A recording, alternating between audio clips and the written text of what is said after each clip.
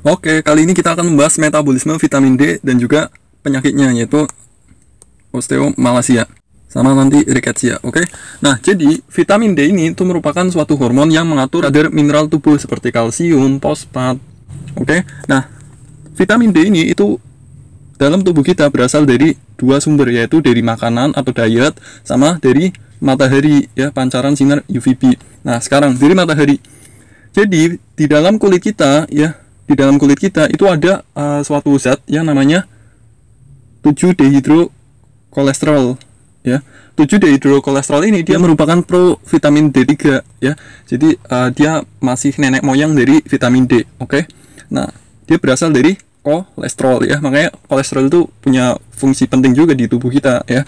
Nah, provitamin D3 ini dia akan diubah oleh matahari, ya, oleh adanya sinar UVB pada matahari menjadi previtamin D3, ya. Kemudian previtamin D3 ini dia akan diubah menjadi vitamin D3 oleh adanya panas matahari, guys. Ya, panas matahari. Ya, kalau yang tadi ini karena sinar UV matahari, kalau ini panasnya matahari. Oke. Nah, selain itu vitamin D3 ini, ya, dia juga bisa berasal dari makanan nih. Jadi makanan yang kita makan mengandung vitamin D. Nah, vitamin D-nya itu jenis vitamin D3. Oke. Nah, vitamin D3 ini, ya, dia melalui pembuluh darah nanti akan masuk ke liver, ya, atau hepar atau hati. Di sini dia akan bereaksi dengan enzim yang namanya 25 hidroksilase, ya. Dia akan menghidroksilasi vitamin D3 menjadi ketambahan gugus 25 hidroksil nih, ya, menjadi 25 hidroksil kalsiferol, ya. Ini bacanya 25 hidroksil kalsiferol atau bisa disebut kalsidiol, ya. Kalsidiol ini dia merupakan penanda vitamin D yang ada di tubuh kita. Jadi kalau misal kita mengukur kadar vitamin D tubuh kita, yaitu yang diukur adalah vitamin D, ya, vitamin D nutritional status ini. Oke. Ini nilai normalnya, ya. Nah, kemudian kalsidiol ini, ya, dia akan mengalami hidroksilasi lagi pada ginjal, guys, ya. Melalui enzim yang namanya 1-alfa hidroksilase, dia akan ketambahan gugus 1 sama hidroksilase menjadi 1,25 hidroksilase, ya. Jadi gugus hidroksilnya jadi ada 2 nih. Tadi ini 1, ini jadi 2 karena ketambahan nih 1, 2. Oke. Ini bacanya 25 hidroksikalsiferol, itu juga sering disebut kalsitriol, ya. Nah, perubahan dari kalsidiol menjadi kalsitriol itu juga dipengaruhi oleh dua faktor ini, yaitu kadar hormon PTH sama kadar fosfat, ya. Kadar hormon PTH yang tinggi dia akan meningkatkan perubahan dari kalsidiol menjadi kalsitriol.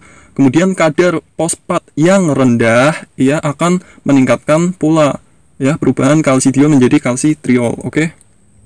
Ya.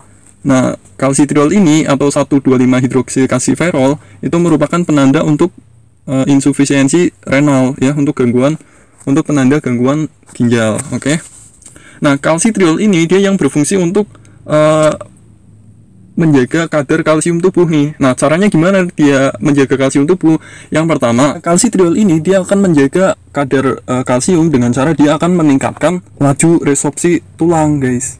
Ya, jadi tulangnya itu akan diresorpsi, akan dipecah menjadi kalsium, sehingga kadar kalsium darah akan meningkat. Selain itu, kalsitriol ini juga bekerja pada usus, ya. Dia akan meningkatkan absorpsi dari kalsium dan juga fosfat, ya.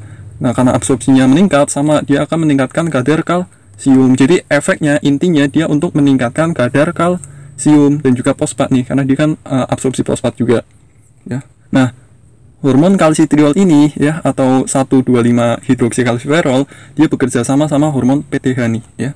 Hormon PTH ini dia kerjanya sama, dia meningkatkan resorpsi tulang, ya. Tapi bedanya PTH ini itu justru menurunkan yang kadar fosfat di dalam tubuh, ya. Jadi dia menurunkan fosfor di dalam tubuh bedanya. Kemudian, ya, itu adalah metabolisme dari vitamin D. Udah gitu doang. Kemudian aplikasi klinis dari metabolisme vitamin D ini itu adalah penyakit osteomalacia sama penyakit rickettsia. Bedanya apa? Osteomalacia ini dia terjadi pada orang dewasa di mana pertumbuhannya itu sudah berhenti. Kalau yang rickettsia dia pada anak-anak di mana pertumbuhannya itu masih pesat pada lempeng epifisisnya, ya. Nah, mari kita lihat.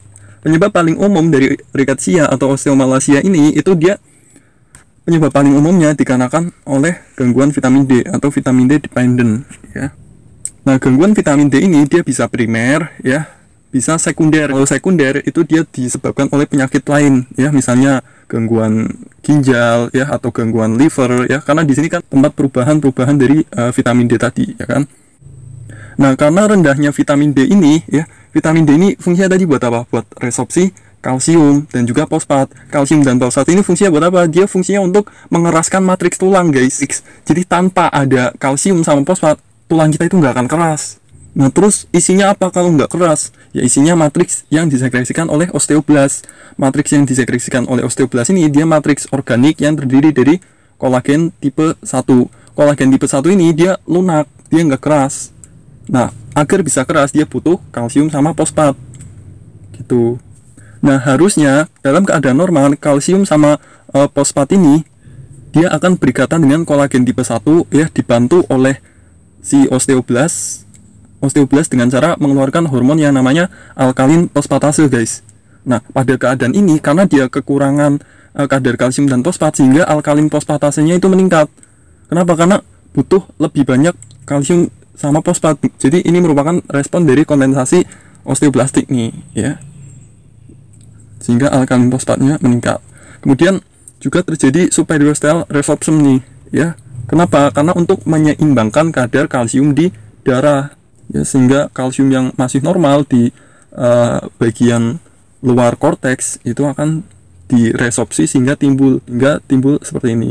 Kemudian juga ada flaring ya, dimana pada bagian epifisisnya dia melebar. Oke.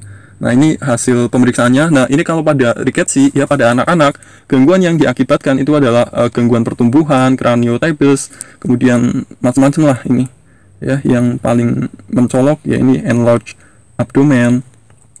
Kalau pada orang dewasa dia kan lempeng epifisisnya udah menjadi epifisial line, dia udah tidak mengalami pertumbuhan lagi, sehingga manifestasi klinisnya dia akan mengalami kelemahan tulang sama resiko fraktur, guys. Oke.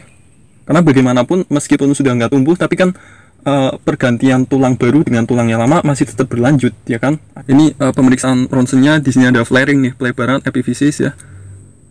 Oke, ini pemeriksaan penunjang, ini lihat nih, dia densitasnya itu menurun ya, karena kekerasannya itu menurun, lunak. Oke.